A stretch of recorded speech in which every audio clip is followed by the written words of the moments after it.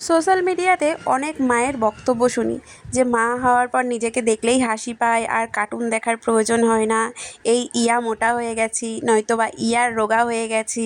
বোন রে বোন, তোমাদের যে এত টাইম কোথা থেকে আসে যে আয়নার সামনে দাঁড়িয়ে দাঁড়িয়ে তোমরা নিজেদের বাত বিচার করো?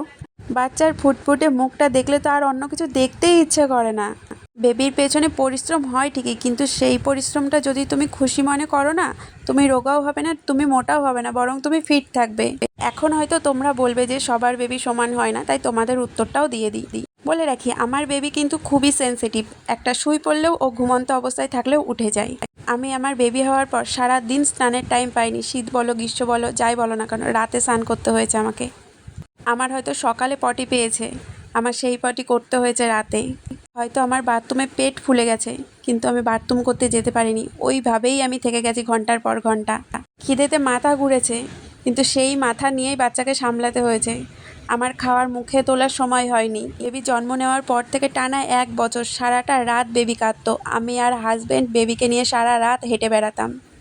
এখন বেবি একটু বড় হয়েছে, হাঁটা চলাও শিখে গেছে, দুষ্টুমির লেভেলটাও বেড়ে গেছে।